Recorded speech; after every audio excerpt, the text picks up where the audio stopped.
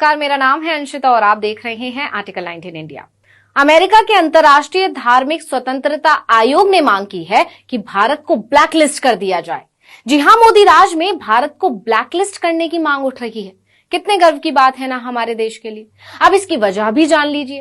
वैसे वजह जानकर आपको कोई हैरानी नहीं होगी, क्योंकि देश के अंदर ही मोदी सरकार पर ऐसे आरोप लगते रहते हैं।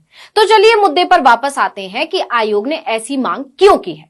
तो अमेरिका के USCIRF ने एक बार फिर भारत में धार्मिक आजादी पर सवाल उठाया है और इसे उन देशों की सूची में डालने की मांग की है जहां धार्मिक अल्पसंख्यकों को प्रताड़ना करने वाले मुल्कों में रखा जाता है। USCIRF ने यह भी दावा किया है कि भारत में धार्मिक अल्पसंख्यकों और उनकी तरफ से वकालत करने वालों को भी दबाया जा रहा है। इतना ही नहीं, अमेरिका ने भारत में सरकारी एजेंसियों और अधिकारियों को धार्मिक स्वतंत्रता के गंभीर उल्लंघन के लिए जिम्मेदार ठहराया है।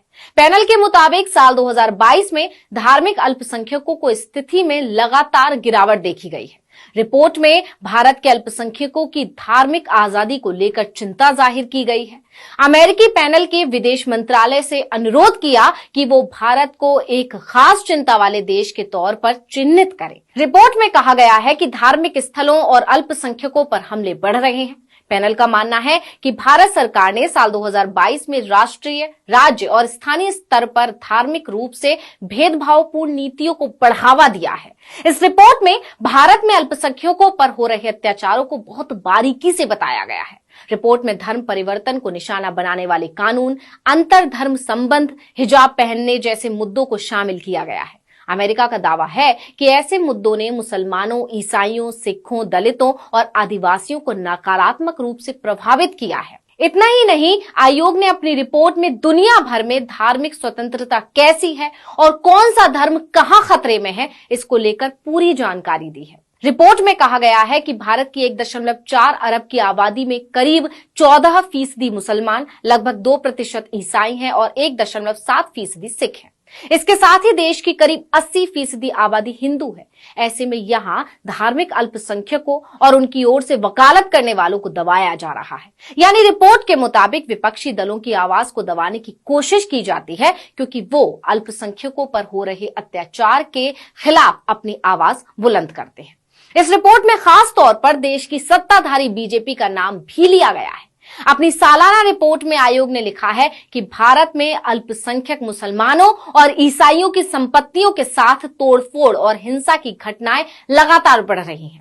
साथ ही रिपोर्ट में दावा किया गया है कि भारत में हिंदुत्ववादी भारतीय जनता पार्टी की सरकार ऐसी नीतियां बना रही है जो अल्पसंख्यकों के मूल अधिकारों के खिलाफ है। रिपोर्ट कहती है कि साल भर में भारत सरकार ने अपने हिंदू राष्ट्रवादी नीतियों को और मजबूत करने के लिए कई नीतियां अपनाई हैं, जो मुसलमान, ईसाई, सिख, दलित और अन्य अल्पसंख्यकों के खिलाफ काम कर रही हैं। भारत सरकार व्यवस्थागत तरीके से मौजूदा और नए कानूनों के जरिए अपने हिंदू राष्ट्रवाद के दर्शन को आगे बढ़ाने पर काम कर रही है। अब जरा सोचिए कि बीजेपी सरकार तो दावा करती है कि उसके राज में दुनिया भर में देश का सम्मान बढ़ा है, लेकिन ये रिपोर्ट तो कुछ और ही बता रही है। देश के लिए इससे ज्यादा बुरा और क्या हो सकता है कि एक कमेटी उसे ब्लैकलिस्ट करने की मांग कर रही है।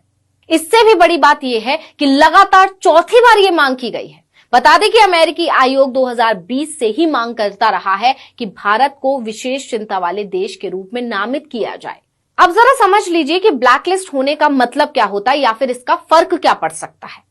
देखिए कि अंतर्राष्ट्रीय स्तर पर किसी देश पर यह लेवल चस्पा होने का मतलब है कि सरकार धार्मिक स्वतंत्रता का गंभीर उल्लंघन कर रही है। जानकारी के मुताबिक अगर अमेरिका का विदेश मंत्रालय किसी देश पर यह लेवल लगाता है तो उस पर अमेरिकी आर्थिक प्रतिबंध लग जाते हैं। यानी अगर भारत पर ऐसा लेवल लगता है तो आर्थिक प्रतिबंध लग सकता है। अब अमेरिका में भारतीय मुसलमानों के लिए काम करने वाले संगठन इंडियन अमेरिकन मुस्लिम काउंसिल ने आयोग की सिफारिशों का स्वागत किया है। काउंसिल ने एक ट्वीट में कहा है कि IAMC धार्मिक स्वतंत्रता आयोग के लगातार चौथे वर्ष मानवाधिकारों और धार्मिक स्वतंत्रता के गंभीर उल्लंघन के लिए भारत को विशेष चिंता का देश के रूप में नामित करने के फैसले का वो स्वागत करते हैं।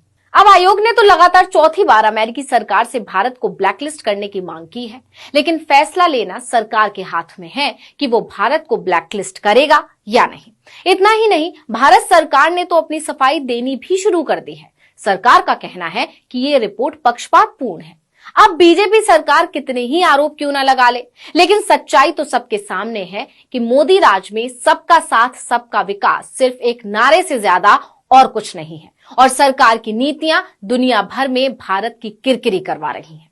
इस वीडियो में इतना ही। आपसे अनुरोध है कि YouTube पर हमारे चैनल आर्टिकल 19 इंडिया को सब्सक्राइब कीजिए, Facebook पर लाइक कीजिए और कमेंट करके बताइए आपको हमारा ये वीडियो कैसा लगा। आने वाले दिनों में हम और किन मुद्दों पर वीडियो बनाएं ये भी जरूर बताइएगा। ट्विटर हैंडल है आर्टिकल 19 _ इंडिया, इसको भी फॉलो कर लीजिए। नमस्कार।